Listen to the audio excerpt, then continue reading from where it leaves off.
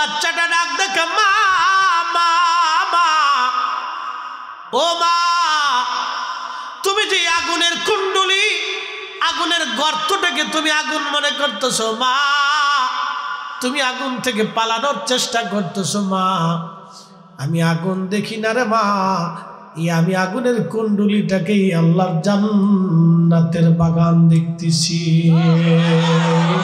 মা, এটা খুদার জান্নাত মা, ভয় পাইও না মা। আচ্ছা, কোলের বাচ্চা কি কথা বলে?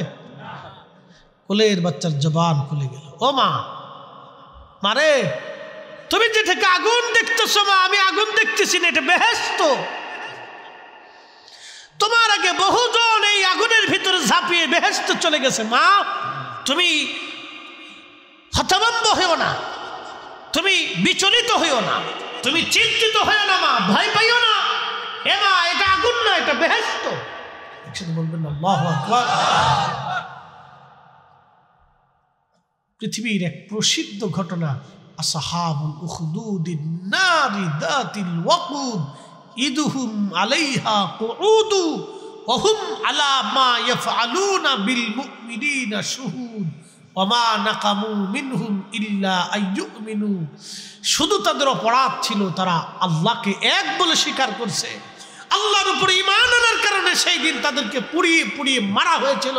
তারা জীবন দিয়েছিল কিন্তু ঈমান দেয় নাই, পুড়িয়ে পুড়িয়ে মারা হয়েছিল, তারা জীবন দিয়েছিল কিন্তু ঈমান দেয় নাই। কিন্তু আমরা বড় মুসলিম জাতি, মসজিদে 2 টাকা চাইলে, টাকা পয়সা চাইলে, শুক্রবারের দিন কিছু টাকা, অনেকে সিরা টাকাও দেয়।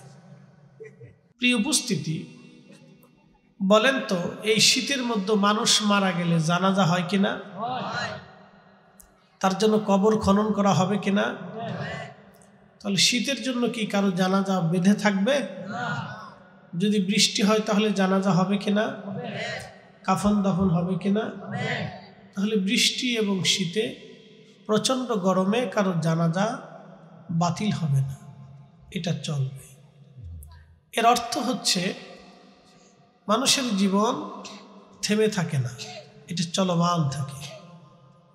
কিন্তু একটা কথা মনে রাখবেন, আমাদের জীবন এক সময় থেমে যাবে, স্টপ হবে। মানব শরীরের ভিতরে 3500 রোগ আছে, প্রত্যেকটা রোগের ওষুধ আল্লাহ দিয়ে দিয়েছে। হয়তো কোনো রোগ স্থায়ীভাবে নিরাময় হয় না, কিন্তু কন্ট্রোল হয়, ওষুধের মাধ্যমে সেটাকে কন্ট্রোল করা যায়। অথবা আল্লাহ দয়া করলে নিরাময়ও হওয়া যায়। কিন্তু আমাদের জীবনে একটা রোগ আল্লাহ দিয়ে রাখছে, এটার নাম হচ্ছে মৃত্যু রোগ। যেই রোগের কোনো ওষুধ কারো পক্ষে কখনো কোনো দিন আবিষ্কার করা সম্ভব না। মৃত্যু থেকে আমাদের পালানোর কোনো সুযোগ নাই। একসাথে বলেন, আছে? নাই। এই বাচ্চারা, এই যে মুসল্লিরা, এদিকে এদিকে আসো বাবা, সামনে আসো, চলে আসো। ওরা মাহফিলে বইছে, ওরা বুঝে না, এর লেগে বইছে। যারা বুঝছে তারা বসে নেই, তারা বাইরে চলে গেছে। ওরা বুঝে নাই, এর লেগে ওরা মাহফিলে বইছে। আর যারা বুঝছে তারা বসে নাই, তারা বাইরে চলে গেছে। ঠিক আছে, বাচ্চারা বসে গেছে, তার মানে বাচ্চারা বসে থাকা আর আমরা মুরব্বীরা চলে যাওয়া, এটা এক ধরনের দুর্ঘটনা, এটা অ্যাক্সিডেন্ট। যে বাচ্চারা মাহফিলে বসা আর মুরব্বীরা বাড়ি চলে যাওয়ার, এটা হচ্ছে অ্যাক্সিডেন্ট, দুর্ঘটনা। মনোযোগ দিন।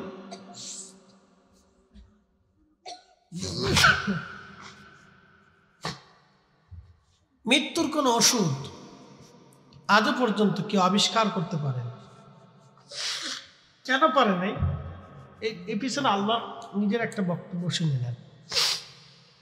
আল্লাহ বলছেন, কুল, হুজুর আপনি বলেন, ইন্নাল মাউতাল্লাযী তাফিররুনা মিন, মানুষগুলি মৃত্যু থেকে পালায়। এই যে আমাদের দেশের পার্শ্ববর্তী দেশ ভারত, এই আপনাদের বর্ডার এলাকা, হয়তো কিছু দূর হাঁটলেই ভারত পাওয়া যায়।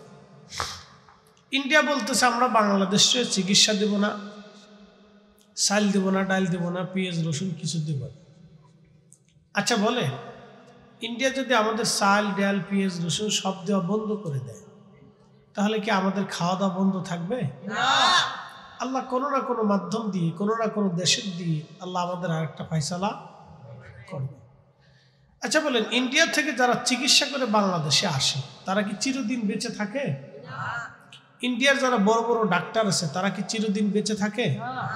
তারাই যেহেতু বাঁচে না, তাহলে তাদের চিকিৎসা দিয়ে আমরাও বেঁচে থাকতে পারবো না। বেঁচে থাকতে পারবো না, এটা সম্ভব না। চান না চান সেটা পরে, কিন্তু বেঁচে থাকা সম্ভব না। পৃথিবীতে মানুষ ইন্ডিয়ার চিকিৎসার শেষ হওয়ার পরও ভালো না হলে সিঙ্গাপুরে যায়, সেখানেও ভালো না লাগলে মানুষ লন্ডন আমেরিকাতে উন্নত চিকিৎসার জন্য বড় বড় হসপিটালগুলিতে তারা যায় যে ভালো চিকিৎসার জন্য। আচ্ছা বলেন, পৃথিবীর সবচেয়ে বড় ডাক্তার দেখালেও কি চিরদিন বেঁচে থাকা সম্ভব? সম্ভব না। যদি সেটা বিশ্বাস করে থাকেন তাহলে আল্লাহ কোরআনে 1450 বছর আগে বলেন, কুল হুজুর আপনি বলেন, ইন্নাল মাউতাল্লাযী তাফিরুনা মিনহু, মানুষ মৃত্যু থেকে পালায়, বেঁচে থাকতে চায়, দীর্ঘদিন সে বাঁচতে চায়, শুধু মৃত্যু থেকে পালায়। আপনি বলে দেন, ফাইন্নাহু মুলাকিকুম, এই মৃত্যু তার সাথে মোলাকাত করবে, সাক্ষাৎ করবে, মৃত্যুর সাথে তার মোলাকাত হবে। এখান থেকে বেঁচে থাকার কোনো রাস্তা নাই। এটা আল্লাহর চূড়ান্ত ফয়সালা। এই জন্য পৃথিবীর সমস্ত ডাক্তার, জ্ঞান, মেধা, বিদ্যা এক জায়গা হলো মৃত্যু রোগের কোনো ওষুধ আবিষ্কার করার সুযোগ নাই। এখান থেকে রেহাই পাওয়ার কোনো রাস্তা নেই, কারণ আল্লাহ যেটা বলেছেন এটাই চূড়ান্ত। আমাদের মালিক যেটা বলছেন এটাই চূড়ান্ত। বলবেন হুজুর যে আল্লাহ সত্য।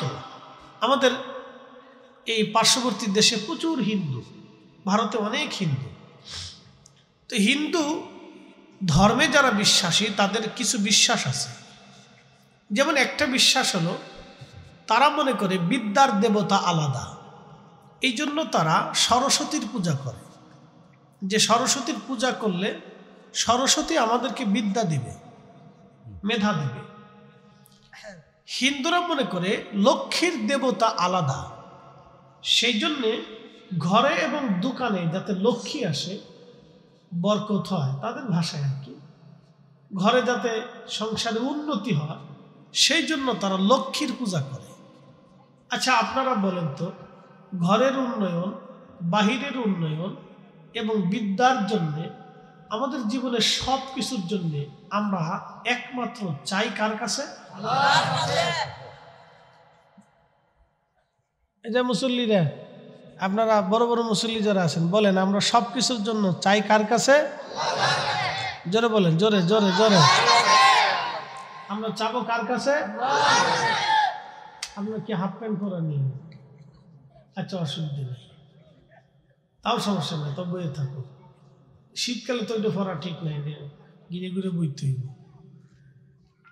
আচ্ছা মনোযোগ দেন।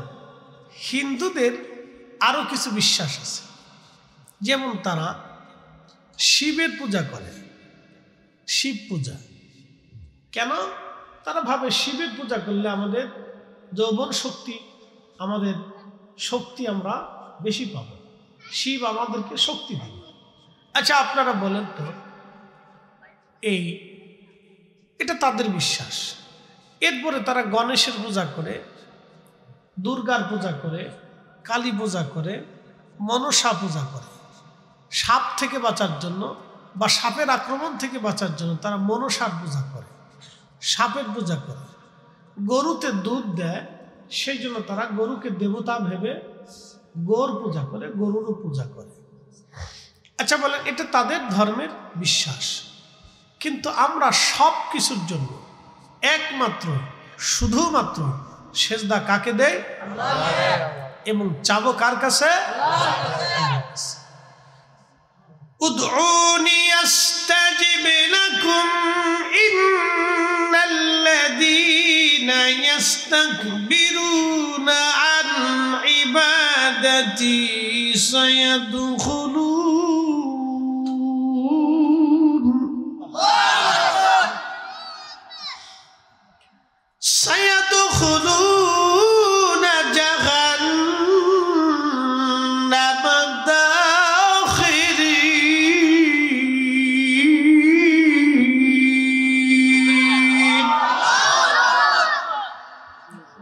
কোরআনে আল্লাহ বলেন উদউনি, আমার কাছে চাও, আস্তাজিব লাকুম, আমি তোমাদেরকে দেব। কবি বলেছিলেন রথ যাত্রা লোকারণ্য মহা ধুমধাম, ভক্তেরা পথে লুটায়ে করিয়াছে প্রণাম। পথ বলে আমি দিব, রথ ভাবে আমি, একথা শুনিয়া হাসে অন্তর্জামী। কথা বুঝেন নাই? রথযাত্রা, সনাতন ধর্মে রথযাত্রা হয়। রথ টেনে টেনে মানুষ যায়, কেউ পথে সেজদা দেয়, কেউ রথে সেজদা দেয়। তো রথ ভাবে আমি দিব, পথ ভাবে আমি দিব। রথেও দেয় না, পথেও দেয় না, দেয় কে? একসাথে বলেন, কে দেয়? আল্লাহ দেয়। প্রিয় উপস্থিতি, মনে অন্ধবাসী, পৃথিবীতে বহু ধর্ম আছে, এক এক ধর্মের এক এক ধরনের বিশ্বাস আছে। সবাই এক একটা বিশ্বাস নিয়ে পৃথিবীতে বেঁচে থাকে।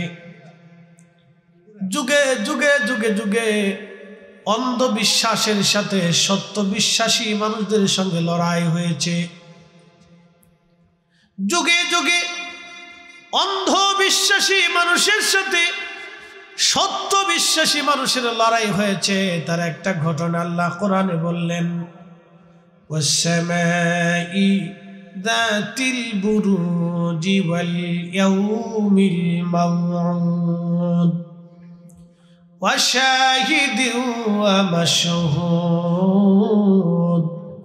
কুতিলা আসহাবুল উখদুদিন নারি যাতিল ওয়াকুদ। আসহাবে উখদুদ, আসহাবে উখদুদের ঘটনাকে আল্লাহ কোরআনে সূরা বুরুজের ভিতরে ব্যাখ্যা করেছেন। আসহাবে উখদুদের ঘটনা প্রিয় নবীজি আসার কিছু বছর আগে ঘটেছিল। আল্লাহর নবী আসার পৃথিবীতে প্রায় 100 বছর আগে একটা ঘটনা ঘটল। এই ঘটনার নাম হলো আসহাবে উখদুদ। সত্যনিষ্ঠ মানুষের সঙ্গে মিথ্যার সাথে সারা জীবন লড়াই হয়েছে। কিয়ামত পর্যন্ত মিথ্যার সাথে মুসলমানরা লড়াই করতে থাকবে। চিরজীবন মুসলমানদের লড়াই হবে, লড়াই চলতে থাকবে। এই লড়াই আজকে থেকে না, বহু বছর আগে হযরত ওমর রাদিয়াল্লাহু আনহু আল্লাহর নবী পৃথিবীতে তশরিফ রাখার 70 বছর আগে একটা ঘটনা ঘটেছিল। নবীজি দুনিয়াতে আসার 70 বছর আগে একটা ঘটনা। আল্লাহর নবী পৃথিবীতে যখন আসবেন তার 50 বছর আগে একটা ঘটনা ঘটল। এই ঘটনার নাম হলো আসহাবুল ফিল, হস্তি বাহিনীর ঘটনা। সেই ঘটনাকে আল্লাহ কোরআনে বলছেন, আলাম তারা কাইফা ফাআলা রাব্বুকা বিআসহাবিল ফিল। এই ঘটনা 20 বছর আগে পৃথিবীতে আর একটা ঘটনা ঘটেছিল। সেই ঘটনাটা ঘটেছিল ইয়ামান দেশে। শোনেন, এই যে সিরিয়া, ফিলিস্তিন, ইয়ামান, এই অঞ্চলগুলিতে যুদ্ধ বিগ্রহ আজকে থেকে না, এটা আদিকাল থেকে এখানে যুদ্ধ বিগ্রহ। আমি জানি না আরব বিশ্বের ভিতরে এত যুদ্ধ বিগ্রহ, অশান্তি, বিশৃঙ্খলা, আবার শান্তি, আবার নিয়ামত, প্রাচুর্যতা, খনিজ সম্পদ, যা দেখবেন এর ভিতরে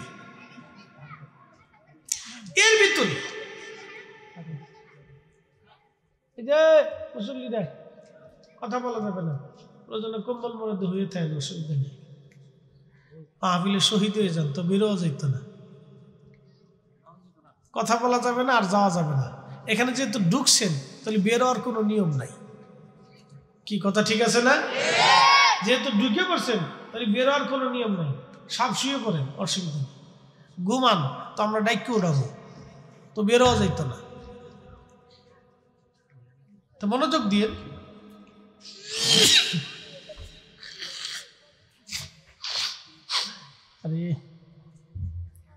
নবীজি পৃথিবীতে তসবি বানার 50 বছর আগে একটা ঘটনা, সেটা আসহাবুল ফিলের ঘটনা, হস্তি বাহিনীর ঘটনা। এই হস্তি বাহিনীর যিনি বাদশা ছিলেন তার নাম আবরাহা, তার বাড়ি ছিল ইয়ামান। এই ইয়ামানে তারও 20 বছর আগে একটা ঘটনা ঘটল। সেই ঘটনাটা হচ্ছে আসহাবুল উখদুদের ঘটনা। এটা কোরআন আল্লাহ সূরা বুরুজে লেখছে। ইয়ামান দেশের একজন রাজা ছিল।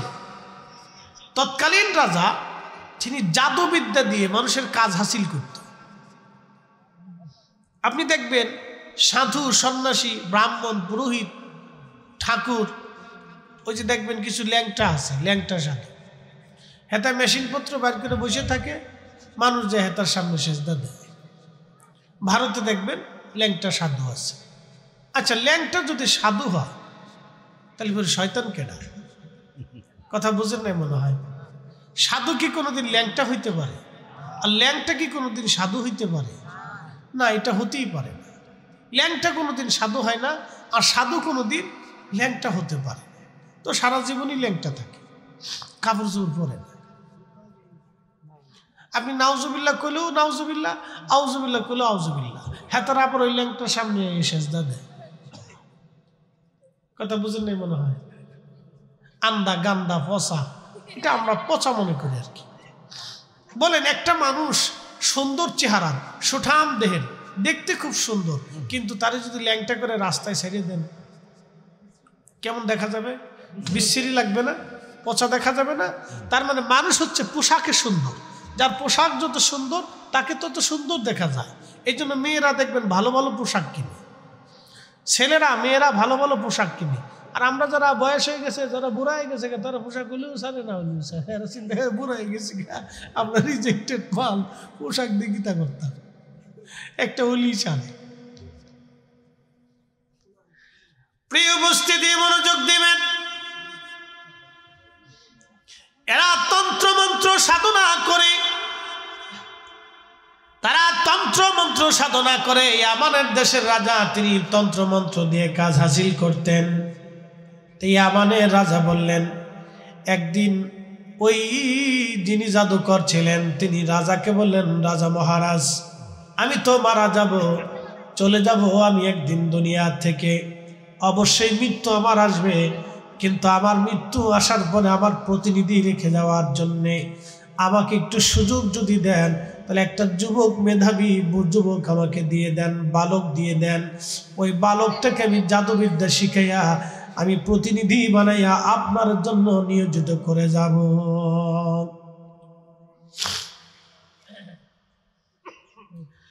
বন্ধু মনিয়ন্দবাসী, আখাউড়াবাসী, মনোযোগ দিবেন। আল্লাহ কোরআন থেকে ঘটনা বলতেছি। আসহাবুল ফিল, এই ঘটনার 20 বছর আগে পৃথিবীতে একটা ঘটনা ঘটলো, এটার নাম আসহাবুল উখদুদ। কোরআনে আমার রব, আমার আল্লাহ এটা লিখেছেন। হযরত আল্লাহর নবী বললেন, ওই রাজা একটা যুবক, একটা বালককে নিয়োজিত করলো। বালকটাকে নিয়োজিত করলো, ওই জাদুকরের কাছে পাঠাইতে লাগলো, যাতে জাদুকর তাকে জাদুবিদ্যা শিখাইতে পারে। প্রত্যেক দিন ওই বালকটাকে জাদুবিদ্যা শেখানো হয়। আর ওই বালকটা রাস্তা দিয়ে আসা যাওয়ার পথে দেখলে একটা গির্জা দেখা যায়। তখন হযরত ঈসা রুহুল্লাহর ধর্ম পৃথিবীতে চলমান। ওই গির্জার ভিতরে বসে বসে একজন পাদ্রী মানুষদেরকে আল্লাহর দিকে দাওয়াত দিত। একসাথে বলবেন আল্লাহু আকবার। এটার নাম কি? মসজিদ। যে বললেন পাশে এই ঘরের নাম কি? এটা আর একটা পরিচয় হচ্ছে বাইতুল্লাহ। কার ঘর? একসাথে বলতে হবে, কার ঘর? সমস্ত যত মসজিদ পৃথিবীতে আছে, সব মসজিদের মূল কোনটা? কাবা ঘর। সব মসজিদের মূল কোনটা? কাবা ঘর। আপনাদের বাড়ির মসজিদের খেদমত করা আর আল্লাহর ঘর কাবার খেদমত করা একই কথা। আপনার বাড়ির ঘরের মসজিদের সম্মান করা আর কাবাকে সম্মান করা একই কথা। আপনার বাড়ির মসজিদকে মহাব্বত করা আর কাবা ঘরকে মহাব্বত করা একই কথা। একসাথে বলবেন আল্লাহু আকবার। আচ্ছা বলেন, মসজিদে কি আপনারা জুতা পায়ে দিয়ে ঢুকতে দেন? যদি আমাদের ডক্টর ইউনূস আসে, সুযোগ টুযোগ আছে? ঢুকতে টুকতে দিব আমরা? যদি প্রধান সেনাপতি আসে, কোনো সুযোগ নাই, কোনো রাস্তা নাই। আমরা মরে গেলেও জুতা পায়ে দিয়ে মসজিদে কাউকে ঢুকতে দিতে পারি, কারণ এটা আল্লাহর ঘর। একে সম্মান করা আর কাবাকে সম্মান করা একই কথা। কথা বুঝাইতে পারছি না আপনাদের? তো মনোযোগ দিয়ে। তো খ্রিস্টানদের ছিল গির্জা, আগে থেকে গির্জা। এই গির্জার ভিতর বসে এক পাদ্রী মানুষকে আল্লাহর দিকে দাওয়াত দেয়। এইরকম রাস্তার পাশে একটা গির্জা, মানুষেরা ওই গির্জার ভিতরে বসে বসে ওই পাদ্রীর খুব চমকপ্রদ কথাগুলি শুনতো। যেমন আপনারা আমাদের ওয়াজ শোনেন, আমরা এই ওয়াজ করি, সারা পৃথিবী ইন্টারনেট মিডিয়ার মাধ্যমে মানুষ আমাদের কথা শুনে যে হুজুর কি বলে। দেখেন ইসলাম কতটা সত্য, আল্লাহ আছে এটা আপনাকে বুঝতে হবে। মানুষের বিশ্বাস এক লক্ষ্মীর দেবতা আছে, এই শিবের দেবতা আছে, কি জনের দেবতা আছে, অর্থের দেবতা আছে, বৃষ্টির দেবতা আছে, পানির দেবতা আছে, মাছের দেবতা আছে। এগুলি কোনো দেবতা আলাদা বলে কিছু নেই। সব কিছুর যিনি রাব, মালিক, একচ্ছত্র অধিপতি, তিনি আমাদের রাব, তিনি আল্লাহ। কথা বলেন ঠিক না? তার বাস্তব প্রমাণে ঘটনা থেকে শুনে যান। আল্লাহর নবী পৃথিবীতে আসার 50 বছর আগের ঘটনা হচ্ছে। 50 বছর আগের ঘটনা হচ্ছে এই হাতির ঘটনা, আবরাহার ঘটনা, আসহাবুল ফিলের ঘটনা। তারও 20 বছর আগের ঘটনা হলো আসহাবুল উখদুদের ঘটনা। এই বালকটা জাদুবিদ্যা প্রত্যেক দিন শিখে, কিন্তু রাস্তা দিয়ে যাওয়া আসার সময় দেখলে গির্জার ভিতরে এক পাদ্রী বসে বসে মানুষদেরকে আল্লাহর দিকে দাওয়াত দেয়। তখন এই পাদ্রী কথাগুলি শোনার জন্য ওই ছেলেটা রাস্তার ভিতর থেকে পাশ থেকে এসে গির্জার ভিতরে এসে বসে গেল। যখন পাদ্রীর কথা শুনতে লাগলো, তখন এই যুবকটার হৃদয় আকৃষ্ট হয়ে গেল। সে চিন্তা করলো, ঠিকই তো পাদ্রী সুন্দর সুন্দর কথা বলে। পাদ্রীর চমকপ্রদ কথাগুলি শুনে শুনে শুনে শুনে ওই বালকটা মোহিত হয়ে গেল। একদিন বালকটা ডাক দিয়ে বলল, পাদ্রী গো, আমার আব্বা আম্মা এই রাজার দরবারে একজন জাদুকর আছে, জাদুকরের কাছে জাদুবিদ্যা শেখানোর জন্য পাঠায় দেয়।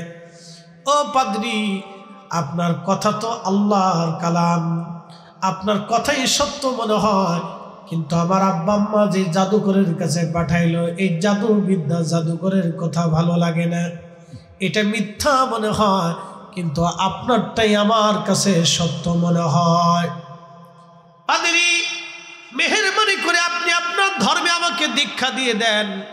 তখন পাদ্রী ডাক দিয়ে বলল, যুব বালক রে, আমাদের ধর্মে দিয়ে দেই বুঝলাম, কিন্তু তুমি জাদুকরের কাছে কি বলবা এবং তোমার বাবা মা ও রাজার কাছে কি বলবা? পাদ্রী ডাক দিয়ে বলতেছে, বালক, আমার ধর্মে যদি তোমাকে দীক্ষা দিয়ে দেই, তাহলে বিষয়টা গোপন রাখবা, যেহেতু এখানে সবাই আগুনের পূজারী, মূর্তি পূজারী, পাথর পূজারী।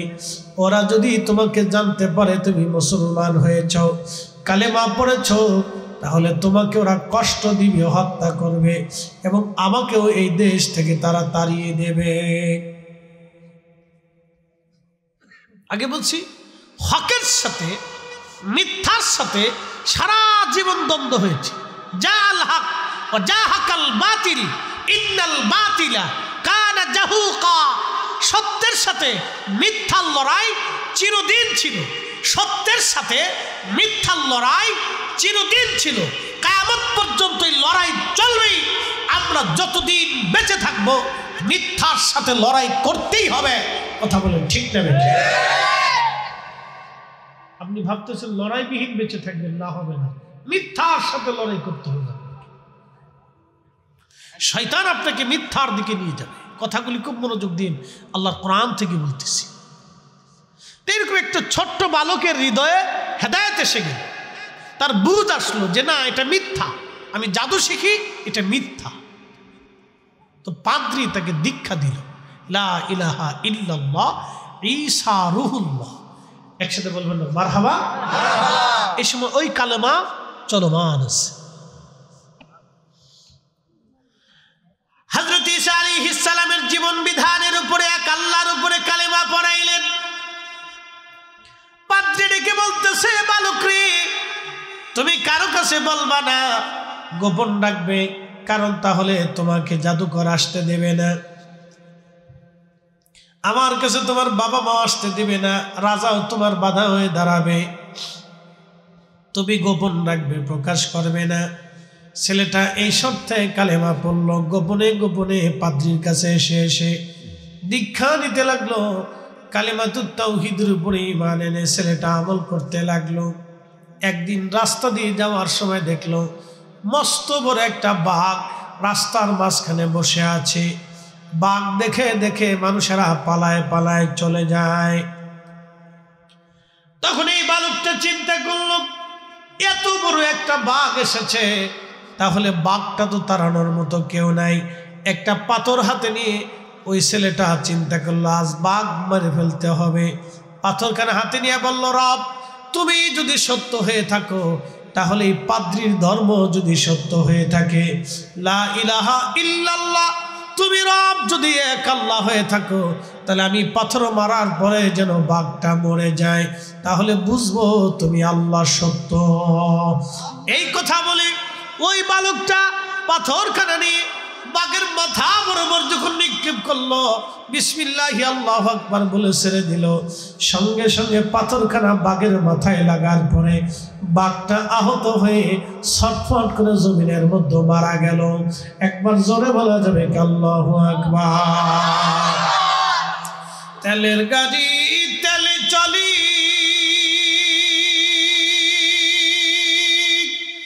হাওয়ার গাড়ি হাওয়ায় উড়ে,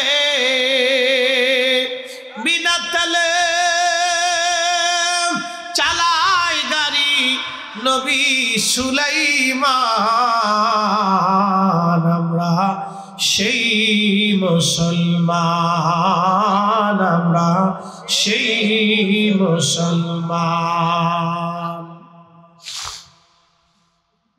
তো বাঘ মারা গেল। বাঘ মরে যাওয়ার পরে এলাকার ভিতরে জানাজানি হয়ে গেল, আমুক বালকের মাধ্যমে বাঘ মরে গেছে। সারা দেশে তার পরিচয় পেয়ে গেল। এই বালকের নাম ছিল আব্দুল্লাহ ইবনে তামির। আব্দুল্লাহ ইবনে তামির, ছেলেটার নাম ছিল আব্দুল্লাহ ইবনে তামির। সবার কাছে পরিচিত হলো আব্দুল্লাহ ইবনে তামির নামক এই বালকটা পাথরের আঘাত দিয়ে বাঘ মেরে ফেলে দিয়েছে। তখন এই ছেলেটা ওই পাদ্রীর কাছে আসলো। পাদ্রীকে জিজ্ঞেস করলো, হুজুর আপনি ইসমে আজম আমাকে শিক্ষা দিয়ে দেন, ইসমে আজম আপনি আমাকে জানান। আল্লাহর একটা বিশেষ তাসবিহ আছে, এটার নাম ইসমে আজম। এই ইসমে আজম যারা আয়ত্ত করতে পারে পৃথিবীতে তারা অমর হয়ে থাকে, ধন্য হয়ে যায়।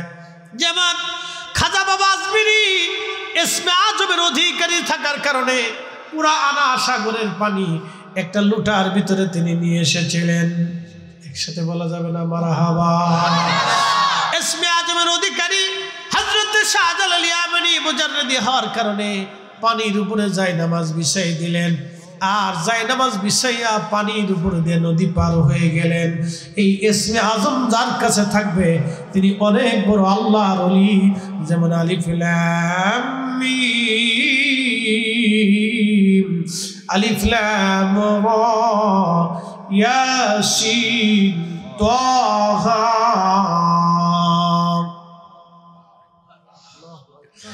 এই আয়াতগুলির অর্থ তারাই জানবে যাদের কাছে ইসমে আজম আছে। একসাথে বলবেন আল্লাহু আকবার। ইসমে আজম কি সবার কাছে থাকবে? যে বেটা ল্যাংটা, নামাজ কালাম পড়ে না, মুইতে সুইতে পানি লয় না, কিছু আছে বহুত বাংলাদেশে পেশাব করে পানি লয়, শরীর দিয়ে পাড়ার গন্ধ পায়, 7 দিন 8 দিন 15 দিন গোসল করে না, এর নাম দিচ্ছে সাহস সুফি। এটাই যদি সাহস সুফি হয় তাহলে সাহস শয়তান কেডা? কি কথা কর না কেন? এটা সাহস সুফি হইতে পারে জিন্দিগি তো না, ডাহা মিথ্যা কথা। এরা মন্ত্রতন্ত্র সাধনা করে, এরা সাহস সুফি না, এরা মন্ত্রতন্ত্র সাধনা করে। আল্লাহর পথের সাধক না তারা। এদেরকে বিশ্বাস করা আর শয়তানকে বিশ্বাস করা সমান হবে, মনে রাখবেন সারা জীবন। মুসলমান খুব মনোযোগ দিবেন। এরা মন্ত্রতন্ত্র সাধনা করে আল্লাহর পথের সাধক না। আল্লাহর পথের সাধক যারা, তাদের কাছে ইসমে আজম থাকবে। আকাশের দিকে তাকাবে, বৃষ্টি হবে, নদীর দিকে ইশারা করবে, নদীর পানিগুলি উজানের দিকে রওনা করবে। বন্ধু আমার, বন্ধা নারী পানির মধ্যে ফু দিয়ে পানি পান করাবে, বন্ধ্যত্ব সেরে যাবে। ক্যান্সারের রোগ আল্লাহর দরবারে হাত তুলবে, ক্যান্সার ভালো হয়ে যাবে। ইসমে আজমের অধিকারী যারা, তারা মুস্তাজাবাতুদ দাওয়া হয়ে যায়। তারা আল্লাহর কাছে যা চায় আল্লাহ তাই দিয়ে দেয়। একবার জোরে বলা যাবে কে মারহাবা। সব বেহাত্ত বুঝে যাবে। আমি এটা কেন আনলাম? এটা কোরআনের ঘটনা। আল্লাহ এখানে জাদু এবং ইসমে আজমটাকে তফাৎ করতেছে। যে ইয়ামানের যে রাজা ছিল তার কিন্তু জাদু ছিল। সে জাদুবিদ্যা দিয়ে, জাদুকর দিয়ে, জাদুবিদ্যা দিয়ে কাজ করত। আর এই বালক সে ছিল ইসমে আজমের অধিকারী, আর জাদুকর ছিল জাদুকর। জাদু এবং ইসমে আজম, আল্লাহর বিদ্যা আর শয়তানের বিদ্যার ভিতরে কি তফাৎটা, এটা কোরআনের আসহাবুল উখদুদ থেকে আপনি বুঝে যাবেন। এই জন্য আমাদের দেশের অনেক ফকির জাদু করে, তাবিজ দেয়, এরা ইয়া করে, তন্ত্রমন্ত্র করে। লা হাওলা ওয়ালা কুওয়াতা ইল্লা বিল্লাহ। যারা তন্ত্রমন্ত্র দিয়ে তাবিজ করে তারা কাফের হয়ে যায়, এরা মুসলমান থাকে না। কি কথা কর না কেন? এরা কি হয়ে যায়? কাফির হয়ে যায়। কাফির, মুসলমান থাকে না।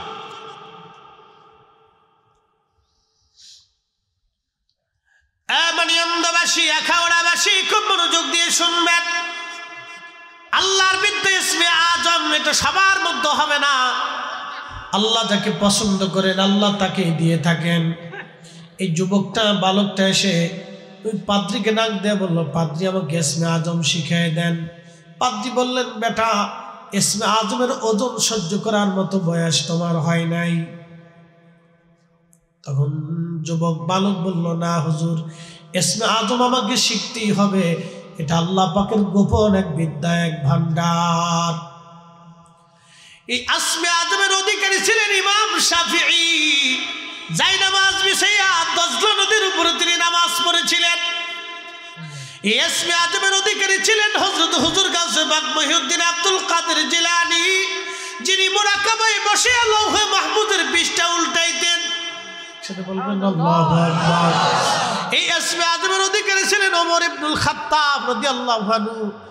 তিনি চিঠি লিখলেন ফোরাত নীল নদের কাছে। নীল নদের মধ্যে চিঠি লিখলেন, বললেন চিঠিখানা ছেড়ে দাও, নীল নদে জোয়ার আসবে। হযরত ওমরের চিঠিখানা নীল নদের মধ্যে ছেড়ে দেওয়ার পরে নীল নদের মধ্যে জোয়ার এসে গেল। এই ইসমে আজমের অধিকারী ছিলেন হযরতে আলী কাররামাল্লাহু ওয়াজ। একসাথে জোরে বলা যাবে না আল্লাহু আকবার। ইসমে আজমের অধিকারী ছিলেন হযরত ইমাম মুহাম্মদ বাকের, ইমাম জাফর সাদেক, ইমাম মুসা কাযেম রাদিয়াল্লাহু আনহু। ইসমে আজমের অধিকারী ছিলেন বাইজিদ বুস্তামি, আবুল হাসান খেরকানি, হুজুর খাজা বাহাউদ্দিন নকশবন্দ বুখারী, হুজুর শেখ আবু সোহরাওয়ার্দী। আহা, ইসমে আজমের অধিকারী শাহ সুফি ফতেহ আলী রসুলের নাম আইসি। ইসমে আজমের অধিকারী ছিলেন বন্ধু হযরতে মুজাদ্দিদ আল ফিসানি সরহিন্দি। ইসমে আজমের অধিকারী ছিলেন হযরত আবু বকর সিদ্দিক ফুরফুরাবি রাহমাতুল্লাহ আলাইহি। ইসমে আজমের অধিকারী ছিলেন সুতরাল হুজুর কেবলা কুতুবুল ইরশাদ। ইসমে আজমের অধিকারী ছিলেন ফরাজি কাদির হুজুর কেবলা। একবার জোরে বলা যাবে কি মারহাবা। ইসমে আজমের অধিকারী ছিলেন। আল্লাহর কাছে যাহা বলতেন আল্লাহ তাহা দিত। সবারই দেয় না। বেশরিয়ত যে, তার ইসমে আজম আল্লাহ দেয় না। অপবিত্র যে, তাকে ইসমে আজম দেয় না। অপবিত্র যে, তাকে আল্লাহ ইসমে আজম দেয় না। বুঝতে কি কোনো অসুবিধা হচ্ছে? তাহলে একসাথে যদি বলি তো আল্লাহু আকবার, বুঝে যাবেন আল্লাহর কোরআন থেকে বলতেছি। إذا السماء ذات البروج واليوم الموعود وشاهد ومشهود ঘটনা বলার আগে আল্লাহ কসম করছে, কসম কসম। قتل أصحاب الأخدود النار أصحاب الأخدود النار ذات الوقود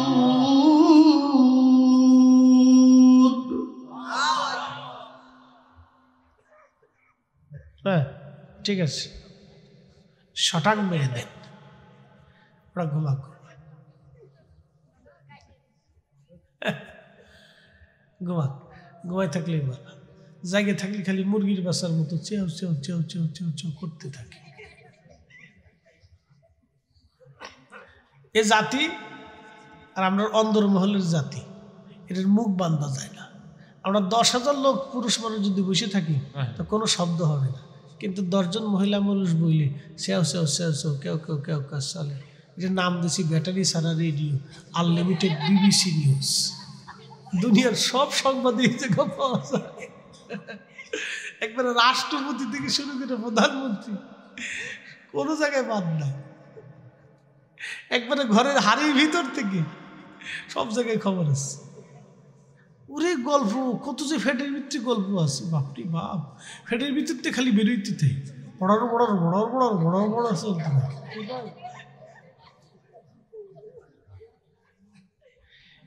একসাথে বলি তো আল্লাহু আকবার। এখানে যদি গল্প না থাকতো তাহলে আপনি বাইক থাকতে পারতেন না। এরা যদি বাইক যায় দেখছেন বউ বউ বয়ে বয়ে থাকবে, তো জামাই শেষ। কি কথা কর না, বউ যদি বউ বয়ে বয়ে থাকে তো জামাই শেষ। বউরে সাথে জামার দিন চলে যাবে। এই জন্য আল্লাহ তাদের জবানে কিছু কথা দিয়ে রাখছে, গেলেই স্বামীর সাথে ফেসাল পারলে কথাবার্তা কয়, না করলে বিপদ। কইতে হইব, এটা আল্লাহরই দেওয়া কায়দা বায়দা, এটা আমাদের কিছু করার নাই। তো দেখেন যুবকটা বলতেছে, বালকটা বলতেছে হুজুর ইসমে আজম শিখান। বলে না, ইসমে আজম শিখানো যাবে না। তো বালকটা একটা কৌশল করলো। কৌশল কি? সে আল্লাহর যতগুলি নাম আছে, তাওরাতে, জবুরে, ইনজিলে যত নাম আছে সব নামগুলি জোগাড় করল। তাওরাতে, ইনজিলে, জবুরে আল্লাহর প্রায় 3000 নাম লেখা আছে। একসাথে বলবেন কত হাজার? তাওরাতে, জবুরে, ইনজিলে আল্লাহর কয়টা নাম আছে? 3000। কোরআনে কয়টা আছে? 99টা। তাওরাতে, জবুরে, ইনজিলে আল্লাহর নাম আছে 99, 3000। কোরআনে আছে 99। তাওরাত, জবুর, ইনজিল, কোরআন দিয়ে আল্লাহর নাম আছে 3099টা নাম। এই 3099 নামের ভিতরে আল্লাহর একটা নাম আছে ইসমে আজম। এই ইসমে আজমের অধিকারী যারা, তারা মুস্তাজাবাতুদ দাওয়া, আল্লাহর কাছে যা চাবে আসমান থেকে তাই আসবে, যা বলবে তাই আসবে, যা বলবে তাই আসবে। 50 বছর যদি কোনো নারীর সন্তান না হয়, ওই নারীর জন্য আল্লাহর দরবারে হাত বাড়াবে, আমার আল্লাহ তার সন্তান দেবে। একবার জোরে বলা যাবে কি আল্লাহু আকবার। 3000 নাম জোগাড় করে বালকটা একটা একটা করে নাম, তীরের ফলার আগে, তীরের আগা যে ফলা আছে, তীরের ফলা, তীর যুদ্ধক্ষেত্রে যে তীর ব্যবহার করে তার ফলা, তার আগাটা, মাথাটার মধ্যে আল্লাহর নামগুলি লিখতে লাগলো। 3000 নাম লেখলো। 3000 তীরের মধ্যে একটা জায়গায় আগুন জ্বালাইয়া ওই আগুনের মধ্যে প্রত্যেকটা তীর, নাম খচিত তীরগুলি আগুনের মধ্যে নিক্ষেপ করতে লাগলো। সব তীর আগুনের মধ্যে পড়ে যায়, কিন্তু ইসমে আজম খচিত তীরের ফলাটা আগুন থেকে বারবার বারবার বারবার আগুন থেকে লাফিয়ে লাফিয়ে বের হয়ে পড়ে যায়। একবার জোরে বলা যাবে কি আল্লাহু আকবার। লা ইলাহা ইল্লাল্লাহ, লা ইলাহা ইল্লাল্লাহ, লা ইলাহা ইল্লাল্লাহ, লা ইলাহা হাসবি রব্বি জাল্লাল্লাহ মা ফি কলবি গায়রু আহা নূর মুহাম্মদ জাল্লাল্লাহ, বলি নূর মুহাম্মদ জাল্লাল্লাহ, বলি লা ইলাহা ইল্লাল্লাহ, লা ইলাহা ইল্লাল্লাহ, লা ইলাহা ইল্লাল্লাহ মুহাম্মাদুর রাসূলুল্লাহ সাল্লাল্লাহু আলাইহি ওয়াসাল্লাম। যখন আল্লাহ পাকের ইসমে আজম ঘোষিত তীরটা আগুন থেকে বের হয়ে চলে আসে, তখন সে নামটা পেয়ে গেল। ওই তীরের ফলাটা নিয়ে পাদ্রীর কাছে যায়, বলল হুজুর আমি আল্লাহ ঘোষিত এই তীরখানা আগুনের মধ্যে ফেলে ফেলে 3000 নামের পরীক্ষা নিরীক্ষা করে ইসমে আজম আমি পেয়ে গেলাম। তখন ওই পাদ্রী ডাক দিয়ে বলল, বেটারে তুমি ইসমে আজম পাইছো, শোনো ইসমে আজমের বিরাট বড় ওজন, এর ওজন তুমি সহ্য করতে পারবা না, কারণ তুমি অল্প বয়সী মানুষ। তবে শুনে রাখো, আমার মন বলতেছে তুমি কোনো দুর্ঘটনার মধ্যে পড়ে যাবারে বেটা। তবে যদি কোনোদিন কোনো দুর্ঘটনার মধ্যে পড়ে যাও, সাবধান, আমার কথা কিন্তু কারো কাছে বলবা না, আমার কথা কিন্তু কারো কাছে বলবা না রে বেটা, আমার কথা গোপন রাখবা। ছেলেটা গোপন রাখার সত্ত্বে ইসমে আজম আয়ত্ত হলো, সারা দেশে জানাজানি হলো অমুকের বেটা অমুক। আব্দুল্লাহ ইবনে তামিরের কাছে গেলে মানুষের মনের আশা পূর্ণ হয়। অন্ধর জন্য দোয়া করলে চোখ ভালো হইতো, অসুস্থ রোগীর জন্য দোয়া করলে রোগ ভালো হয়ে যাইত, বন্ধ্যাত্ব নারীর জন্য দোয়া করলে আল্লাহ সন্তান দিত। এইভাবে সারা ইয়ামান দেশে তার সুনাম সুখ্যাতি ছড়িয়ে গেল। একবার রাজার একজন উজির, যিনি প্রধান উজির, প্রধানমন্ত্রী, রাজার প্রধানমন্ত্রী যিনি, তিনি অসুস্থ হয়ে গেলেন, অন্ধ হয়ে গেলেন, তিনি চোখে দেখেন না। তিনি জানতে পারলেন আব্দুল্লাহ ইবনে তামির নামক একটা যুবক আছে, বালক আছে, তার কাছে গেলে এই অন্ধত্ব দূর হবে, সে বড় আধ্যাত্মিক বিদ্যার অধিকারী। এই কথা শুনিয়া রাজার উজির তিনি ধীরে ধীরে এসে আব্দুল্লাহ ইবনে তামিরের কাছে সে বলল, আল্লাহর বান্দা, আমি শুনছি তুমি বলে চোখ ভালো করে দাও। আমি রাজার উজির, আমার চোখ অন্ধ হয়ে যাওয়ার কারণে রাজ দরবার থেকে চাকরি চলে গেল রে যুবক আব্দুল্লাহ, বালক আব্দুল্লাহ ইবনে তামির, তুমি আমার চোখটা ভালো করে দাও। আব্দুল্লাহ ইবনে তামির ডাক দেয়, বলল রাজা, চোখ ভালো করার মালিক আমি না, চোখ ভালো করার মালিক আমার আল্লাহ। বলে আল্লাহ আমারকে বলতেছে, ডাক দেয়, উজির তোমার রব আমার রব, তামাম সৃষ্টির রব যিনি, তিনি আল্লাহ, তিনি এক আল্লাহ। তুমি যদি লা ইলাহা ইল্লাল্লাহ মেনে নাও, আল্লাহর উপরে তুমি বিশ্বাস স্থাপন করো উজির, তাহলে আমি তোমার জন্য দোয়া করব, আমার আল্লাহ তোমার চোখ ভালো করে দেবে। চিৎকার মেরে ধরে বলেন আল্লাহু আকবার। কখনো তোমাকে যদি ভুলি, হেদায়েতের আলো জেলে নিয় কাছে তুলি, ঠাই দিও প্রিয়তম, ঠাই দিও প্রিয়তম, ও গো মহিয়ান, তুমি রহমান, তুমি মেহেরবান। অন্ধ গাহে না শুধু তোমারি গুণগান, অন্ধ গাহে না শুধু তোমারি গুণগান, বুঝে বুঝে না তবু শান, তুমি রহমান, তুমি মেহেরবান। পানিয়ান্দাবাসী, আখাউড়াবাসী, বালকের কাছে যখন এই উজির আসলো, উজির বলল, হা বালক, আমি কালেমা পড়ব, লা ইলাহা ইল্লাল্লাহু ঈসা রূহুল্লাহ। ঈসা নবীর নামে সে কালেমা পড়ল। তখন ওই বালক দোয়া করে বলে, ইয়া রাব্বি, আপনি উজিরের চোখ ভালো করে দেন। আল্লাহর নবী বলতেছেন, সাথে সাথে চোখ ভালো হয়ে গেল। একবার জোরে বলা যাবে কি মারহাবা? সাথে সাথে চোখ, জোরে বলেন চোখ। আবু বকর সিদ্দিক গাড়ে শহরের ভিতরে প্রত্যেকটা গর্তগুলি চাদর ছিঁড়ে ছিঁড়ে ছিঁড়ে ছিঁড়ে বুঝিয়ে দিলেন। একটা গর্ত তিনি বুঝাইতে পারলেন না। ওই গর্তটার উপরে পা রেখে বসে আছেন। আল্লাহর নবী উড়ু মুবারকে মাথা রেখে নবী ঘুমায়। নবীর ঘুমের যাতে ব্যাঘাত না হয়, কষ্ট না হয়, সেজন্য আবু বকর নবীকে ডাকে না। কিন্তু বারে বারে বারে বারে সাপে বারবার কামড় দেয়, প্রচন্ড বেশি। আবু বকর সিদ্দিক স্থির থাকতে না পারে, সহ্য করতে না পারে, চোখের কোনা দিয়ে পানি বেয়ে এসে আবু বকর সিদ্দিকের চোখের পানি আল্লাহর নবীর বদন মোবারকে পড়ল। পড়ার সঙ্গে সঙ্গে নবীজির ঘুম ভেঙে গেল। আবু বকর, তুমি কি বাড়ির জন্য কাঁদো? বলে, না ইয়া রাসূলুল্লাহ, বাড়ির জন্য কাঁদি না, আপনার প্রেমে পড়ে বাড়ি সাল্লাম, স্ত্রী সাল্লাম, সন্তান সাল্লাম, দেশ ছেড়ে দিয়ে আমি হিজরত করে চলে যাচ্ছি।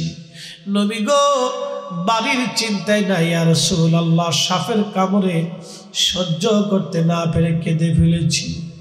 বলে, আবু বকর, আগে কেন বলো নাই? বলে, হুজুর, আপনাকে যদি ঘুম থেকে জাগায় নবীর কষ্ট হবে। আমি আবু বকরের জীবন চলে যাক, কিন্তু রসুলকে কষ্ট দিতে পারি না। দেখেন, তারা সামান্যতম রসুল কষ্ট পাকিয়ে দিতে চাই নাই। আজকে আমার দেশে একদল আছে বুকে হাত বেঁধে নামাজ পড়ে। তারা বলে রসুলের আব্বা আম্মা কাফের ছিল, জাহান্নামী হয়ে গেছে। আচ্ছা বলেন, তারা কথা দিয়ে নবীকে কষ্ট দেয়। কারণ রসুলের আব্বা আম্মাকে কোনো উম্মত যদি কাফের বলে, বুঝতে হবে আল্লাহর নবীর কলিজায় ব্যথা লাগে। আল্লাহর নবীর কলিজায় যারা ব্যথা দিয়া আমার দেশে যারা নামাজ কালাম শিখাইতে চায়, ঘন্টা মণি দিয়া সৌদি আরব মক্কা মদিনায় পড়ে আসার পরও আমরা মনে করি সব ইহুদিদের খালাতো ভাই। কথা কন না কেন? কোন সন্দেহ নাই। আপনি একটু চিন্তা করেন, তারা কথা দিয়ে রসুলকে কষ্ট দেয়। আর আবু বকর সিদ্দিক তিনি এতটাই ভালোবাসতেন যে, হুজুর আপনার কষ্ট হবে, সেই জন্য আমি আপনাকে ঘুম থেকে উঠাই নাই। এইভাবে তারা রসুলকে ভালোবাসতেন। এই জন্য আমরা জীবন চলে গেলেও আমরা যখন রসুলকে সালাম দেওয়া হয়, তখন আমরা সুন্নিরা বসে থাকি না। কথা কন না, জোরে বলেন। আমরা এই সময় কার জন্য দাঁড়াই? রসুলের জন্য দাঁড়াই। এখানে আমাদের আর কোনো উদ্দেশ্য, জমি জমা, টাকা পয়সা, অর্থ বিত্ত, মান সম্মান, নিজের অস্তিত্ব, কোনো কিছুর জন্য দাঁড়াই না। আমরা একমাত্র আল্লাহ নবীর ইজ্জতে দাঁড়াই। কথা বলেন ঠিক না বেঠে? নবীর উম্মত শুনিয়া জানা খাওড়াবাসী, আল্লাহ নবী ডাকতে বলেন, আবু বকর, কোথায় তোমাকে কামড় দিয়েছে সাপে, বলো। আবু বকর সিদ্দিক দেখায় দিলেন নবীজির পবিত্র থুতু মোবারক বের করে এনে ওই সাপের ক্ষত স্থানে নবীজি লাগাই দিলেন। লাগাইতে দেরি হলো, সাপের বিষ পানি হতে দেরি হয় নাই। আসতে হয়ে গেল না? জোরে বলেন। আমার নবীর থুতু মোবারক আর নবীজির থুতু মোবারক আর আমাদের থুতু মোবারক একরকম না। এটা নবুয়াত, নবুয়াত, নবুয়াত। পাহাড়ি সাপের বিষ মুহূর্তের ভিতরে পানি হয়ে গেল, যন্ত্রণা চলে গেল আবু বকরের। আহা, এটাই রসুল কারীমের মহান মুজিজা, মুজিজা। তিনি নবী, তিনি নবী, এটা তার বাস্তব প্রমাণ। দালাইলুন নবুয়াত, নবুয়তের দলিল। শ্রেষ্ঠ নবী দিলাম তরিয়ে নিতে রোজ হাসরে, পথ না ভুলি তাই তো দিলে পাক কোরআনের বাণী খুদা তোমার মেহেরবানি। সুন্দর ফুল সুন্দর ফল মিঠা নদীর পানি খুদা তোমার মেহেরবানি।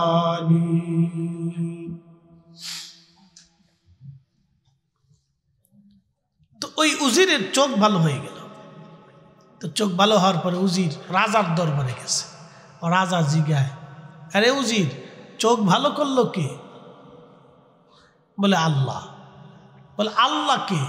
তোমারও রব আমারও রব। রাজা কয়, আমি কি তোর খোদা না?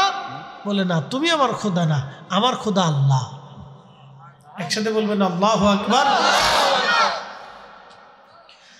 রাজা ডাক দে বলতেছে, উজির এই বিদ্যা তুমি কোথা থেকে শিখছো বলো? উজির ডাক দে বলতেছে, রাজা এই বিদ্যা আমার শিখাইছে আপনি যারে জাদুবিদ্যা শিখাইতে দিয়েছিলেন, ওই বালক আব্দুল্লাহ ইবনে তামির। বলতেছে, বলো কি? বলে চোখ কিভাবে ভালো হলো? বলে ওই ছেলে দোয়া করছে। বলে তা তো ভালো জাদুবিদ্যায় শিখছে, তাহলে যুবকটিকে ডাকো। ওই বালককে ডাকার পরে আব্দুল্লাহকে রাজা যে বলল, আব্দুল্লাহ তুমি তো সুন্দর জাদু শিখছো, তুমি চোখ ভালো করে দিলা। আব্দুল্লাহ তুমি কে? তোমাকে চোখ ভালো করলো, এই বিদ্যা তোমার কে দিল? আব্দুল্লাহ ইবনে তামির ডাক দেখায়, রাজা আমি চোখ ভালো করি নাই, চোখ ভালো করেছে আমার আল্লাহ। একসাথে বলেন আল্লাহু আকবার। কে ভালো করছে? কে ভালো করে? কে ভালো করে? কে দেয়? এক আম গাছে 50 বছরের আম কে দেয়? 2 কেজি ধান ছিটিলে 25 মণ কে ধান দেয়? একটা মাছের ডিম থেকে হাজার হাজার মাছ কে দেয়? এত খাবার একই মাটির ভিতর থেকে এই লজ্জত স্বাদ কে দেয়? আল্লাহই দিয়ে দেয়, অন্য কেউ পারে না। তো যুবক বলতেছে, বালক বলতেছে, বাচ্চা আল্লাহ চোখ ভালো করছে। বলে আল্লাহকে? বলে তোমারও রব আমারও রব। আমি কি খোদা না? কয় না। সত্যের সাথে মিথ্যার দ্বন্দ্ব শুরু হয়ে গেল। মিথ্যা বলতেছে আমি খোদা, সত্য বলতেছে তুমি খোদা না, খোদা একজন। রাজা বলে আমি কি রব নই? না তুমি রব না, রব আমার আল্লাহ। বলিস কি? তোকে এই বিদ্যা কে শিখাইলো? বলে অমুক পাদ্রী। ধরে নিয়ে পাদ্রীকে। ধরে নিছে পাদ্রী রে। পাদ্রী তুই কি এই বিদ্যা মানুষে শিখাস? বলে হ্যাঁ। বলে রব কে? বলে আল্লাহ। আমি কি খোদা না? না তুমি খোদা না। তাই তো অনেক লোকরে তুই শিখেছিস, তুই কি বিদ্যা ছাড়বি? বলে না। তাহলে জীবন দিবি? কাহা দিব। এই শোনেন, সত্যের জন্য যুগে যুগে মানুষ জীবন দিয়েছে, কিন্তু মিথ্যার কাছে মাথা নত করে। এই কথা কর না কেন? ঠিক কিনা? সাহাবীদের পিঠের চামড়া উঠিয়ে ফেলে দেওয়া হয়েছে, কিন্তু কোন সাহাবী মিথ্যার কাছে মাথা নত করে নাই। বহু ওলির জীবন চলে গেছে, বহু শহীদ হয়ে গেছে, বহু সাহাবীর জীবন চলে গেল, সন্তান হারাইল, শহীদ হয়ে গেল, কিন্তু মিথ্যার কাছে তারা মাথা নত করে নাই। মাথা উঁচু করে, শির উঁচু করে হযরত ইমাম হুসেন কারবালার ময়দানে দাঁড়িয়েছিলেন। তিনি মিথ্যার সামনে সেই দিন মাথা নত করলে আমার রাসূলের উম্মত সারা জীবন মিথ্যার সামনে মাথা নত করত। এখন বাদশা বলতেছে, ওই যে পাদ্রী ধরে নিয়ে আসছে, পাদ্রীর মাথার উপরে করাত সেট করছে, করাত দিয়ে ফেরে ফেরে ফেরে ফেরে ফেরে ফেরে তিলে তিলে তিলে তিলে তাকে হত্যা করা হবে। হযরত জাকারিয়া আলাইহিস সালামের মতো তার মাথার উপরে করাত ধরছে। বাদশা বলতেছে, এই পাদ্রী তুই কি আমাকে খোদা মানবি? পাদ্রী বলে না, জীবন চলে যাবে তোমাকে খোদা মানতে পারবো না। নবী বলেছেন, উম্মত তোমাকে কেটে কেটে কেটে কেটে যদি টুকরা টুকরা টুকরা টুকরা করে দেওয়া হয়, তারপরে তুমি শিরক করবে না, আল্লাহর সাথে অংশীদারিত্ব সাব্যস্ত করবে না, লা ইলাহা ইল্লাল্লাহ থেকে সরে আসবে না, তোমাকে কেটে কেটে টুকরা টুকরো করার পরেও তুমি লা ইলাহা ইল্লাল্লাহ থেকে সরে আসবে না, তুমি আল্লাহর বিশ্বাস থেকে সরে যাবে না, মুহাম্মদুর রাসূলুল্লাহর বিশ্বাস থেকে তুমি সরে যাবে না, কারণ একবার বেঈমান হয়ে কবরে গেলে তুমি চিরদিন তোমাকে জাহান্নামে থাকতে হবে। আর ঈমান নিয়ে কবরে গেলে একদিন না একদিন জান্নাতে যাওয়ার সুযোগ হবে। একসাথে বলা যাবে না আল্লাহু আকবার? কি মুসল্লিরা ঠিক আছে না? কয়জন খুব তাজা তাজা আছে? শোনেন, ওদের দরকার, একদিন আমরা সবাই চলে যাব, ওরাই জেগে থাকবে, আবার ওদের পরে নতুন প্রজন্ম আসবে, আবার আমরা হারিয়ে যাব, মাটির সাথে মিশে যাব। আল্লাহু আকবার। কালের পরিক্রমা, এটা আল্লাহর ফয়সালা। মনিয়ন্দাবাসী মনোযোগ দিয়ে শুনিয়া যান। এবার এই বালক ওই পাদ্রীটাকে বাদশার লোকেরা মাথা থেকে পা পর্যন্ত করাত দিয়ে ফাড়তে লাগলো। তাকে ফেরে ফেরে ফেরে ফেরে হত্যা করা হলো, কিন্তু পাদ্রী ঈমান দেয় নাই, জীবন দিল।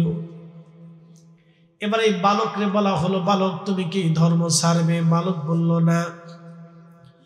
বাদশা বলল, তাহলে বালকরে শুলে চড়াও। শুলের মধ্যে চড়াইয়া তার বুক লক্ষ্য করে তীর মেরে মেরে তাকে হত্যা করো। ওই জমানার এই সিস্টেম ছিল হত্যা করার পদ্ধতি।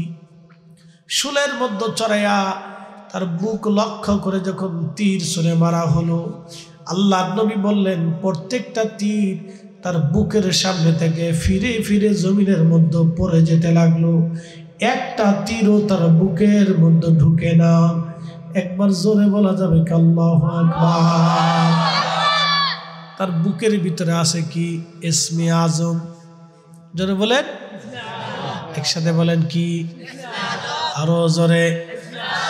ইসমে আজমের ওলি যারা, বাঘে তাদেরকে আক্রমণ করে না, পৃথিবীর কোন পশু পাখি সৃষ্টি তাকে আহত করে না, ধরতে পারে না, সাহস পায় না, তারা তাদেরকে চিনে, বাঘে তারে সালাম করে।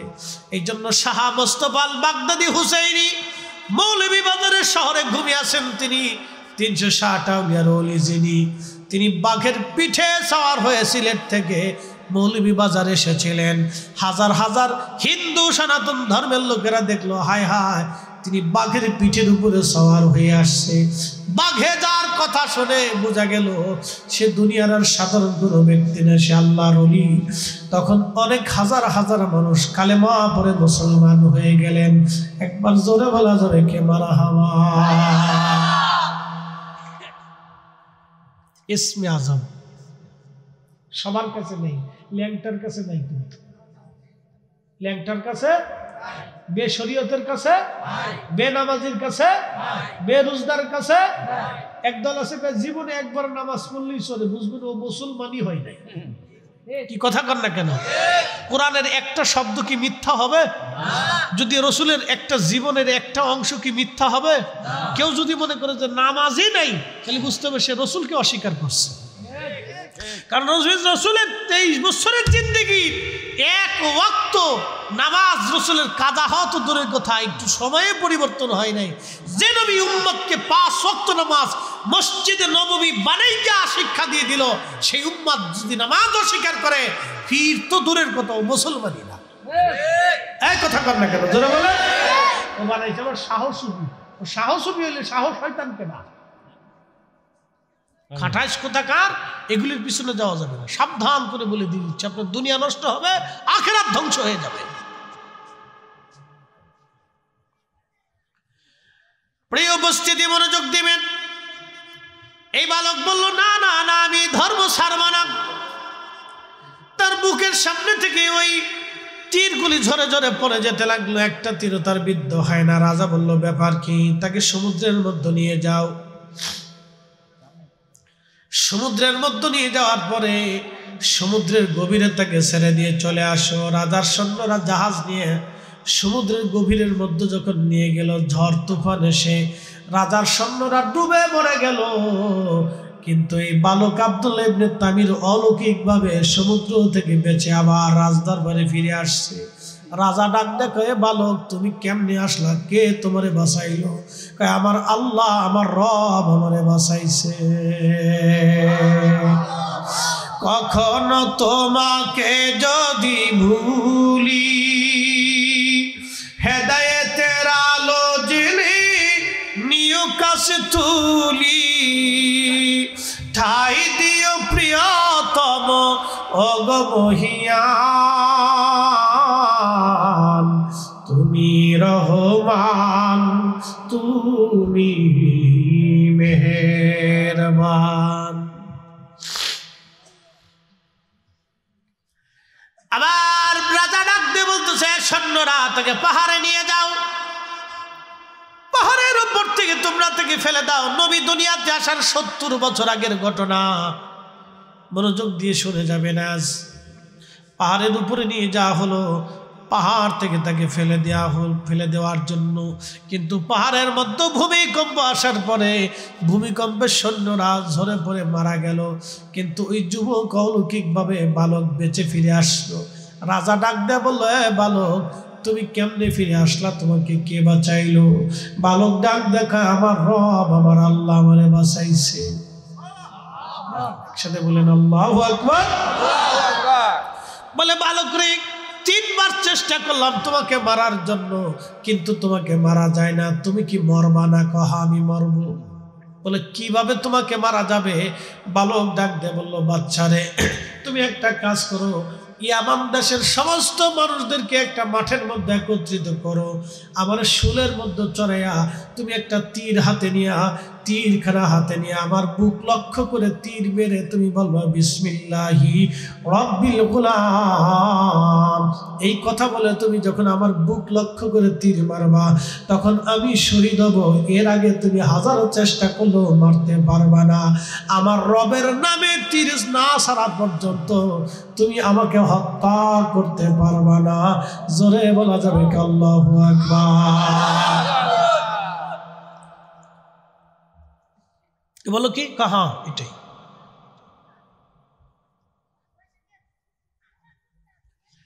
তো বালক মারার জন্যে রাজা ইয়ামানের সমস্ত মানুষদেরকে তলব করল। লক্ষ লক্ষ মানুষকে তলব করে শুলে চড়াইয়া তীর হাতে নিয়ে বিসমিল্লাহি রব্বি হাদাল গোলাম বলে যখন নিক্ষেপ করলো, সাথে সাথে তীর তার বক্ষে ভেদ করে সে ওইখানেই শুলের মধ্যে শহীদ হয়ে গেল। একসাথে বলেন আল্লাহু আকবার। এখন শহীদ হয়েছে না, এই দৃশ্য তো লক্ষ লক্ষ মানুষ দেখছে। দেখার পরে সবাই কয়, তাহলে ওই বালকের রবি সত্য, তাহলে আল্লাহ সত্য, এ রাজা মিথ্যাবাদী। একসাথে বলবেন আল্লাহু আকবার। কে সত্য? কে সত্য? এ রাজা মিথ্যাবাদী। এই সমস্ত মানুষ কালেমা পড়ে ফেলবে, লা ইলাহা ইল্লাল্লাহ, লা ইলাহা ইল্লাল্লাহ, লা ইলাহা ইল্লাল্লাহ। রাজা কয়, হ্যাঁ মারলাম একটা, হইল দিহি লক্ষ লক্ষ। এই জন্য মনে রাখবেন, মুসলমান যদি একটা শহীদ হয়, তাহলে লক্ষ মুসলমান শাহাদাতের জন্য প্রস্তুত থাকে। কথা বলেন ঠিক কিনা? আমরা মাইরে পৃথিবীতে কেউ কোনোদিন কমাইতে পারে নাই। চেঙ্গিস খান পারে নাই, হালাকু পারে নাই, রাম সাম্রাজ্য পারে নাই, পার্সিয়ানরা পারে নাই, আরবের কুফাররা পারে নাই। পৃথিবীর কোন শক্তি মুসলিমদেরকে মেরে মেরে কমাইতে পারে নাই। বরং যত মেরেছে তত মুসলিমরা উজ্জীবিত হয়েছে, যত শহীদ হয়েছে তত শাহাদাতের তামান্না মুসলমানদের বেড়েছে। এর জন্য মুসলমানদের বিজয় হওয়া, অল্প মুসলমান দিয়ে লক্ষ লক্ষ কাফেরের সাথে আমরা বিজয় হয়েছি। একসাথে বলা যাবে না আল্লাহু আকবার।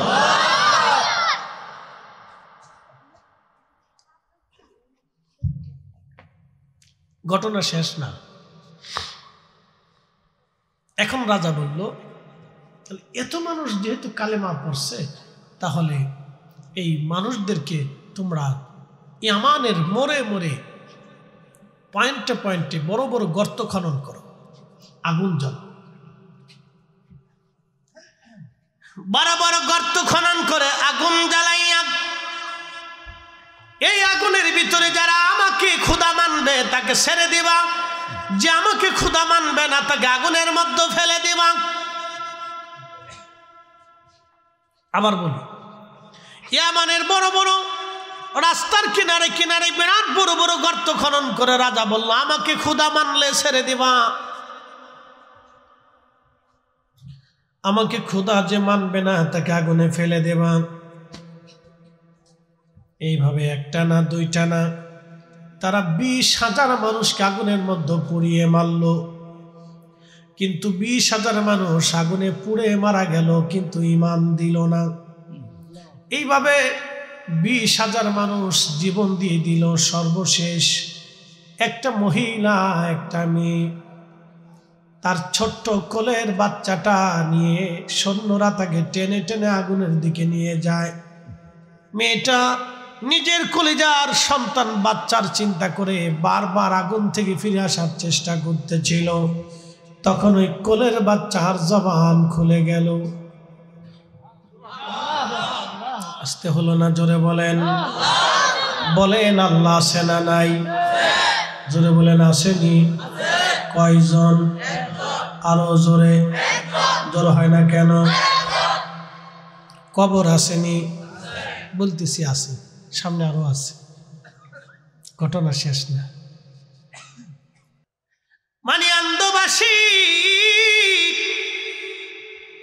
এই মহিলার কোলের বাচ্চার জবান খুলে গেল। বাচ্চাটা ডাক দেখে মা মা মা, ও মা, তুমি যে আগুনের কুণ্ডলী, আগুনের গর্তটাকে তুমি আগুন মনে করতেছো মা, তুমি আগুন থেকে পালানোর চেষ্টা করতেছো মা। আমি আগুন দেখি না রে মা, আমি আগুনের কুণ্ডলীটাকেই আল্লাহর জান্নাতের বাগান দেখতেছি মা। এটা খুদার জান্নাত মা, ভয় পাইও না মা। আচ্ছা, কোলের বাচ্চা কি কথা বলে? কোলের বাচ্চার জবান খুলে গেল। ও মা, মারে, তুমি যেটাকে আগুন দেখতেছো মা, আমি আগুন দেখতেছি না, এটা বেহেশত। তোমার আগে বহুজন এই আগুনের ভিতরে ঝাঁপিয়ে বেহেশত চলে গেছে মা। তুমি হতভম্ব হইও না, তুমি বিচলিত হইও না, তুমি চিন্তিত হইও না মা, ভয় পাইও না। এ মা, এটা আগুন না, এটা বেহেশত। একসাথে বলবেন আল্লাহু আকবার। পৃথিবীর এক প্রসিদ্ধ ঘটনা, আসহাবুল উখদুদিন নারি দাতিল ওয়াকুদ ইদহুম আলাইহা কুউদু ওয়া হুম আলা মা ইয়াফআলুনা বিল মুমিনিনা শুহুদ ওয়া মা নাকামু মিনহুম ইল্লা আইয়ুমিনু। শুধু তাদের অপরাধ ছিল তারা আল্লাহকে এক বলে স্বীকার করছে। আল্লাহর উপরে ঈমান আনার কারণে সেই দিন তাদেরকে পুড়িয়ে পুড়িয়ে মারা হয়েছিল। তারা জীবন দিয়েছিল কিন্তু ঈমান দেয় নাই। পুড়িয়ে পুড়িয়ে মারা হয়েছিল, তারা জীবন দিয়েছিল কিন্তু ঈমান দেয় নাই। কিন্তু আমরা বড় মুসলিম জাতি, মসজিদে 2 টাকা চাইলে, টাকা পয়সা চাইলে, শুক্রবারের দিন কিছু টাকা, অনেকে সিরা টাকাও দেয়। এই কি কথা কন না কেন, দেয় না? আমার এক মুতল্লি আমার মসজিদে প্রত্যেক জুমাতে ওই 3-4 হাজার মুসল্লি হয়। ঢাকাতে তো আমার হাউজিং মসজিদ, তো সব হাউজিংবাসীরা আমার মসজিদে আসে, আমার খুব মহব্বত করে। প্রত্যেক জুমাতে ও আসনে তো খুব মায়া করে। তো মুতল্লি বলতেছে, হুজুর একটু ওয়াজ করে দিন তো, খালি জিরাটে আসে, সিরাটে ফসাটে, যেটা চালাই তারে না, এটা মসজিদের বাক্সে হান্দায় দিয়ে যায় গেছে। বাঙালি কত বড় চালাক, চিন্তা করে আল্লাহর ঘরের সাথেও চালাকি করে। এই চালাকি করা যাবে? আপনি চিন্তা করেন যে মানুষ আগুনের ভিতরে, মহিলা তার বাচ্চা সহ ঝাঁপিয়ে পড়ে গেল। একসাথে বলবেন আল্লাহু আকবার। তেলের গাড়ি তেলে চলে,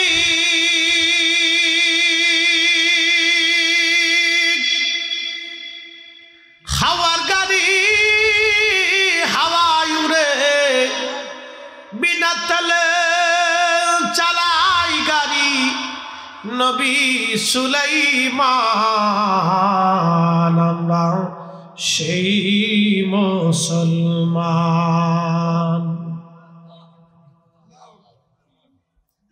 হযরত ওমরের জমানাতে, কার জমানা? ওমরের জমানা। আজকে বলে দিয়ে যে এই শুনে যান, হযরত ওমরের জমানা। ইয়ামানের খাল খনন চলতেছে। কি খনন? খাল। খাল যেমন আমাদের দেশে অনেক নদী ভরাট হয়ে গেলে চলে না, তো হযরত ওমর একটা খাল খনন করে ইয়ামানের একটা খাল বের করে নিয়ে যাবে। যাতে ওইখান দিয়ে পানির নিষ্কাশন ব্যবস্থা সুন্দর হয়। তো খাল খনন চলতেছে। তো খাল খনন করার সময় দেখা গেল মাটির নিচে এক বালকের লাশ। এইভাবে তাফসীর ইবনে কাসিরের ভিতরে আসছে, মাথার ভিতরে এইভাবে হাত দিয়ে তার লাশ ওইভাবে সমাহিত করা আছে। কিন্তু কাফনের কাপড় তাজা, শরীরের পোশাক তাজা, তখনও তার শরীরের চুল তাজা, তার দেহ তাজা, তার ত্বক তাজা, তার চেহারা অখনও নষ্ট হয়নি, যেইভাবে ওইরকমই পড়ে গেছে। তো সাহাবে কেরাম লক্ষ্য করলো, সে তো সেই যুবক যে আব্দুল্লাহ ইবনে তামির, যে আসহাবুল উখদুদ, যে এই সে শহীদ হয়েছিল যেই বালক, সেই বালকের এই আজকে তার কপালের ভিতরে তীর ঢুকে পড়েছিল, এখানে সে হাত দিয়ে এইভাবে ছিল। তো সাহাবে কেরাম তার হাত সরানোর পরে লক্ষ্য করলো ওইখান থেকে গল গল করে তাজা রক্ত বের হয়ে আসতেছে। আচ্ছা, এখন বলি, নবীজি ইন্তেকাল, নবুয়ত, কোরআন শরীফ নাজিল হইল 40 বছরে। কত বছর? একসাথে বলেন, কত বছর? নবীজি আসার কত বছর আগের ঘটনা? 70 আর 40 কত? 110। আর হযরত ওমরের খেলাফত কত? নবীজির ইন্তেকাল এর পরে, তাহলে আরো 23 বছর। আরো কত বছর? 23 বছর পরে নবী ইন্তেকাল করছে না? তাহলে আরো 23 বছর, তাহলে কত হলো? 133। আর হযরত ওমরের খেলাফত আবু বকরের 1-2 বছর পরে, 135 বছর পরে লাশ উত্তোলন করার পরে দেখা গেল যেরকম ওইরকমই রয়েছে। জোরে জোরে জোরে জোরে জোরে জোরে, না না হয় না, আরো জোরে, আরো জোরে। 100 কত?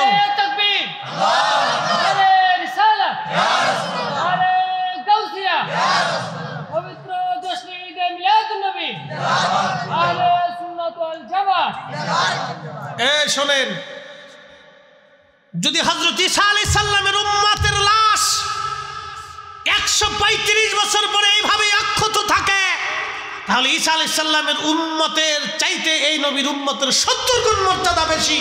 কথা বলেন ঠিক না? এবার বুঝে যান,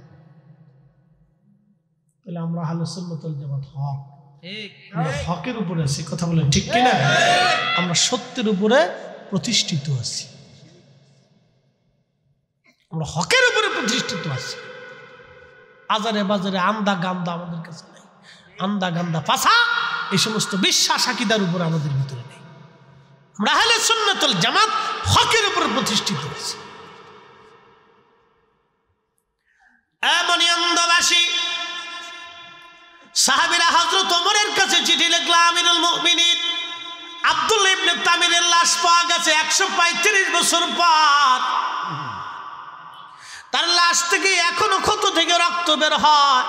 মাথা থেকে হাত সরানোর পরে সাহাবীরা আবার মাথার এখানে হাত বসায় দিলেন। চুল যেমন, চোখ যেমন, শরীর তেমন। 135 বছর আগে যেইভাবে দাফন করা হয়েছিল, 135 বছর পরে মাটির নিচে ওইভাবেই আছে। সামান্য পরিমাণ ত্বক, চেহারা পর্যন্ত নষ্ট হয়ে যায় নাই। এরা মুসলিম, মুসলিম, মুসলমান, মুসলমান। তাহলে বলেন কবর আছে না নাই? সনাতন ধর্মের একটা বিশ্বাস। আবার আসিব ফিরে ধানসিঁড়িটির তীরে নবান্নে বাংলায়, হয়তো শালিকের বেশে হিন্দুরা বিশ্বাস করে আবার পৃথিবীতে আমি ফিরে আসব। ভগবান আমাকে দুনিয়াতে পাঠাবে কুত্তা বানাইয়া, বিলাই বানাইয়া, ছাগল বানাইয়া, পাখি বানাইয়া।